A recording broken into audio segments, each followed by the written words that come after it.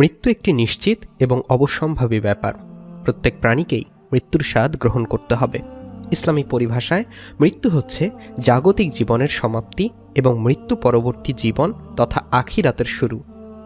ইসলাম মৃত্যুকালীন এবং মৃত্যু পরবর্তী জীবনকে বেশ স্পষ্ট করেই বর্ণনা করেছে। ইসলামী দৃষ্টিকোণ হতে সকল জীবিত প্রাণীর জন্যই মৃত্যু একটি সর্বোচ্চ ভয়াবহ অভিজ্ঞতা। আজকের এই ভিডিওতে আপনাদের জানাবো মৃত্যুর পর থেকে কবরে নামানো পর্যন্ত ফেরেশতারা লাশের সাথে কি কি করেন। তাই আর কথা না বাড়িয়ে মূল আলোচনা শুরু করা যাক। মৃত্যুর ফেরেশতা মানে মালাকুল মউত, যাকে আজরাইলও বলা হয়। তিনি মৃত ব্যক্তির রূহ কবজ করে থাকেন, মানে মৃত ব্যক্তির আত্মা শরীর থেকে বের করে নিয়ে যান। মৃত ব্যক্তির জাগতিক জীবনাচারের উপর ভিত্তি করে তার মৃত্যুর আয়োজন ঠিক করা হয়। সৎপথে চালিত মুমিন ব্যক্তির জন্য ফেরেশতারা খুবই দয়ালু এবং কোমল আচরণ করেন এবং তার মৃত্যু হয় অপেক্ষাকৃত কম কষ্টদায়ক। অপরদিকে অসৎ কিংবা মুনাফেক ব্যক্তিদের প্রতি ফেরেশতারা খুবই কঠোর আচরণ করেন এবং তাদের মৃত্যু হয় অসীম যন্ত্রণাদায়ক। মুমিন ব্যক্তির মৃত্যু, যে মুমিন ও ভালো মানুষ তাকে মৃত্যুর ফেরেশতা হাসি মুখে সালাম দেন, তাকে অভয় দেয় এবং মাথার পাশে এসে তার মাথায় হাত বুলিয়ে দেয় এবং ধীরে ও যত্ন করে তার পাশে বসে। তারপর মৃতপ্রায় মানুষটির দিকে তাকিয়ে বলে, হে পবিত্র আত্মা, তুমি তোমার পালনকর্তার ক্ষমা ও ভালোবাসা গ্রহণ করো এবং এই দেহটি থেকে বের হয়ে আসো। মুমিনের আত্মা তখন নীরবে ও কষ্ট ছাড়াই তার দেহ থেকে খুব শান্তিপূর্ণভাবে বের হয়ে আসে। মুমিন বান্দার মৃত্যুতে জমিনের যে সকল অংশে সে ইবাদত করত সেগুলো কাঁদতে থাকে। আকাশ জমিনের এ ক্রন্দন দীর্ঘ 40 দিন পর্যন্ত অব্যাহত থাকে। সেই সময় দুজন ফেরেশতা বেহেশত থেকে বেহেশতি সুগন্ধি মাখানো একটি নরম সুতির সাদা চাদর নিয়ে আসেন এবং সে আত্মাকে সাদা চাদরে আবৃত করে আকাশের দিকে নিয়ে যান। মালাকুল মউত যখন তার আত্মা কবজ করে নেয় তখন তার দেহের হেফাজতের জন্য সেখানে 500 ফেরেশতা দাঁড়িয়ে থাকে। মালাকুল মউত যখন তার আত্মাকে নিয়ে আকাশে আরোহণ করে তখন হযরত জিবরাইল আলাইহিস সালাম 70,000 ফেরেশতা নিয়ে তাকে অভ্যর্থনা জানায়, আর সকল ফেরেশতারা তার নিকট আল্লাহ তাআলার সন্তুষ্টির সুসংবাদ জানাতে থাকে। মালাকুল মউত যখন আত্মাটিকে নিয়ে আরশের নিকট পৌঁছেন তখন সে আল্লাহ তাআলার সামনে সিজদায় পতিত হয়ে যায়। আর সে সময় আল্লাহ তাআলা ইরশাদ করেন, হে মালাকুল মউত, তুমি আমার বান্দাকে নিয়ে জান্নাতের বাগানে রেখে এসো। মানুষ যখন মৃত দেহটিকে কবর দেওয়ার জন্য গোসল দিয়ে প্রস্তুত করবে তখন কাফন পরিধান ও সুগন্ধি মাখানোর কাজেও ফেরেশতারা অংশ নেয়। লাশের সম্মানার্থে ফেরেশতারা 2টি সারি করে ঘর থেকে কবর পর্যন্ত দাঁড়িয়ে যায়। জানাজা যখন অতিক্রম করে তখন ফেরেশতারা অভ্যর্থনা জানায়। মৃত ব্যক্তির জন্য ক্ষমার প্রার্থনা করে ফেরেশতারা। মুমিনের মর্যাদার এই অবস্থা দেখে ইবলিস এত জোরে চিৎকার করে ওঠে যে তার দেহের হাড়ের কোনো কোনো গ্রন্থির বন্ধন এ সময় ছিঁড়ে যায়। সে আক্ষেপের সাথে তার সঙ্গীদের বলতে থাকে, তোমাদের সর্বনাশ হোক, এই বান্দা তোমাদের ফাঁক থেকে কিভাবে ফসকে গেল। ইবলিসের সঙ্গীরা বলে, এ নিষ্পাপ ছিল তাই আমাদের ফাঁদে আটকায়নি। অতঃপর যখন মৃত ব্যক্তিকে কবরে রেখে তার আত্মীয় স্বজনরা চলে আসবেন তখন থেকেই তার কবরের জীবনের শুরু হয়ে যাবে। তাকে কবরে রাখার পর নামাজ তার ডান দিকে এবং রোজা তার বাম দিকে এসে দাঁড়িয়ে যায়। আল্লাহর জিকির ও কোরআন তেলাওয়াত এসে দাঁড়িয়ে যায় তার সিথানের দিকে। পায়ের দিকে দাঁড়িয়ে যায় জামাতের সাথে নামাজ পড়ার জন্য মসজিদের দিকে গমন। আর তার ধৈর্য কবরের এক কোণায় অবস্থান নেয়। এই সময় আল্লাহ তাআলা তার কবরে আযাবের একটি অংশ প্রেরণ করেন। আযাবটি এসে কবরের ডান দিক থেকে প্রবেশ করতে চায়, কিন্তু নামাজ তাকে বাধা দিয়ে বলে, আযাব তুমি পিছিয়ে যাও। আল্লাহর কসম, এই বান্দাটি সারা জীবন কষ্টে ছিল, কবরে আসার পর তার কিছুটা আরাম মিলেছে। এ বিষয়ে রাসূলুল্লাহ সাল্লাল্লাহু আলাইহি ওয়াসাল্লাম ফরমান, আযাব তখন ডান দিক থেকে সরে বাম দিকে যায়। বাম দিকে রোজা নামাজের মতো আযাবকে জবাব দিয়ে প্রতিহত করে। আযাব এবার মাথার দিক থেকে আসতে চেষ্টা করলেও একই রকম জবাব আসে। মোট কথা, আযাব যেদিক থেকেই আসতে চায় সেদিক থেকেই তার জন্য প্রতিবন্ধকতা সৃষ্টি হয়। অবশেষে আযাব যখন দেখে আল্লাহর এই নেক বান্দার আমল সব দিক থেকেই তার জন্য প্রতিরক্ষার দেয়াল সৃষ্টি করে রেখেছে তখন সে ফিরে যায়। আর সে সময় সবর উঠে নেক আমলসমূহকে বলতে থাকে, এই আযাবের প্রতিরক্ষায় আমি এজন্য আসিনি যে মূলত তোমাদের শক্তির পরিমাণ দেখা আমার উদ্দেশ্য ছিল। তোমরা যদি তাকে প্রতিহত করতে ব্যর্থ হতে তাহলে আমি অবশ্যই এসে এই বান্দাকে আযাব থেকে রক্ষা করতাম। তোমরাই যখন যথেষ্ট হয়ে দাঁড়ালে তখন আমি এই বান্দার জন্যে অতিরিক্ত সঞ্চয় হয়ে রয়ে গেলাম। পুলসিরাত আর মিজানে আমি তার কাজে আসব। তারপর মৃত ব্যক্তির নিকট দুজন ফেরেশতা আসবেন, তাদের নাম মুনকার নাকির।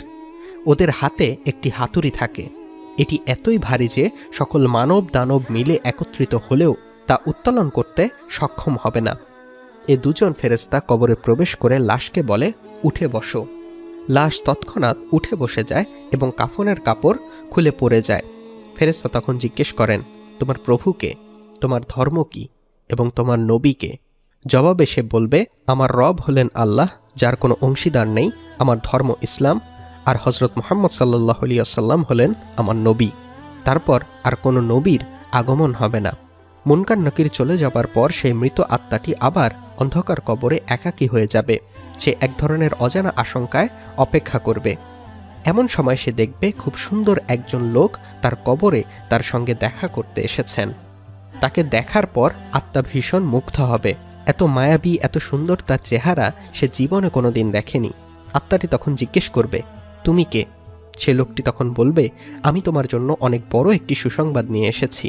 তুমি দুনিয়ার পরীক্ষায় উত্তীর্ণ হয়েছ, আলহামদুলিল্লাহ। তোমার জন্য আল্লাহ তাআলা জান্নাতের ব্যবস্থা করেছেন। বর্ণনার এই পর্যায়ে এসে রাসূলুল্লাহ সাল্লাল্লাহু আলাইহি ওয়াসাল্লাম বলেন, ওই সত্তার কসম যার মুঠোয় আমার প্রাণ। মুমিন বান্দার তখন এতই আনন্দ অনুভূত হয় যা কখনো শেষ হবার নয়। অতঃপর ওই বান্দাকে আবার নির্দেশ দিয়ে বলা হয় যে, তুমি নিচের দিকে দেখো। নিচের দিকে যখন সে তাকায় তখন দোজখের শেষ সীমানা পর্যন্ত তার দৃষ্টির গোচরে চলে আসে। ফেরেশতা তখন তাকে বলে, হে আল্লাহর প্রিয় বান্দা, এই ভয়াবহ নরক থেকে তুমি নাজাত পেয়েছ, আলহামদুলিল্লাহ। মুনাফিক বা অবিশ্বাসী ব্যক্তির মৃত্যু। অসৎ কিংবা মুনাফিক ব্যক্তিদের প্রতি মৃত্যুর ফেরেশতারা খুবই কঠোর আচরণ করেন এবং তাদের মৃত্যু হয় অসীম যন্ত্রণাদায়ক। রাসূলুল্লাহ সাল্লাল্লাহু আলাইহি ওয়াসাল্লাম আলোচনার ধারাবাহিকতা অব্যাহত রেখে বলেন, মুনাফিকের রূহ কবজের ক্ষেত্রে আল্লাহ তাআলা মালাকুল মউতকে নির্দেশ দিয়ে বলেন, তুমি আমার দুশমনের নিকট যাও এবং তাকে আমার কাছে নিয়ে এসো। আমি প্রাচুর্যের সাথে তাকে রুজি দিয়েছি, সীমাহীন নিয়ামতের বাড়িপাত করেছি তার ওপর, কিন্তু সে আমার সাথে শুধু অবাধ্যতাই করে ফিরেছে। এবার এই দুশমনকে আমার কাছে হাজির করো। মালাকুল মউত আল্লাহর নির্দেশ পেয়ে এমন কদাকার বেশে ওই বান্দার নিকট আগমন করে যে কেউ কোনোদিন এমন আকৃতি দেখেনি। তার 12টি চোখ থাকে। তার কাছে এমন একটি লৌহ শলাকা থাকে যা শাখা ও কাঁটা বিশিষ্ট। মালাকুল মউতের সাথে আরও 500 ফেরেশতা থাকে। এদের প্রত্যেকের সাথেই থাকে জাহান্নাম থেকে নিয়ে আসা আগুনের চাবুক। মালাকুল মউত অবাধ্য বান্দাকে চাবুক দিয়ে এমনভাবে আঘাত করে যে প্রতিটি কাঁটা তার সারা দেহে তন্ত্রের মূলে বিদ্ধ হয়ে যায়। অতঃপর সেটি পাকিয়ে টেনে বের করে এবং তার পায়ের নখের তলদেশ থেকে আত্মাকে বের করে নিয়ে আসে। এরপর সেই লৌহ শলাকাটি তার উভয় পায়ের গোড়ালিতে ঢুকিয়ে দেয়া হয়। তখন আল্লাহর এই দুশমনের এতই কষ্ট হয় যে বেদনায় সে কাতরাতে থাকে। এমন সময় বাকি ফেরেশতা তাদের হাতের চাবুক দিয়ে তার মুখমণ্ডল এবং পশ্চাৎ দেশে অনবরত প্রহার করতে থাকে। এ সময় তার আত্মাকে টেনে সারা দেহ থেকে গোড়ালিতে নিয়ে আসা হয়। শাস্তির এই পর্যায়ে শলাকাটি তার হাঁটুতে ফোটানো হয়। তখন বেদনায় সে ছটফট করতে থাকে। এমন সময় ফেরেশতারা আবার আগুনের চাবুক দিয়ে তার মুখ ও নিতম্বে মারতে শুরু করে। হাঁটু থেকে শলাকাটি বের করে ঢুকানো হয় তার নিতম্ব দেশে, অতঃপর বুকে এবং সবশেষে কণ্ঠনালীতে। তারপর পূর্বের মতোই সেটিকে টেনে বের করা হয়। এরপর ফেরেশতারা জাহান্নাম থেকে সংগ্রহ করা অঙ্গার তার থুতনির নিচে বিছিয়ে দিয়ে বলে, হে অপবিত্র আত্মা, তুমি বেরিয়ে আসো। এ বিষয়ে আল্লাহ তাআলা বলেন, তুমি থাকবে প্রখর বাষ্পে, উত্তপ্ত পানিতে এবং ধূম্রপুঞ্জের ছায়ায়, যা শীতল নয় এবং আরামদায়কও নয়। সূরা ওয়াকিয়া 42-44।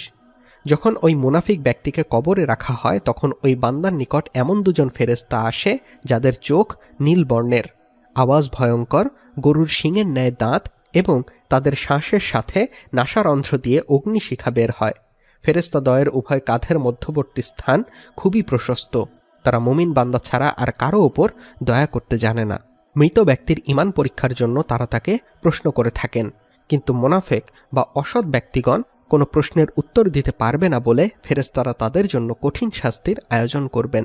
তাদের চিরস্থায়ী ঠাঁই হবে জাহান্নামে। আল্লাহ তাআলা আমাদের সবাইকে ঈমানি জিন্দেগি দান করুন, আমিন। প্রিয় দিনী ভাই ও বোনেরা, আজ থেকেই আমরা পরকালের পুঁজি সংগ্রহ করে আল্লাহ তাআলার নিকট হাজির হব ইনশাআল্লাহ।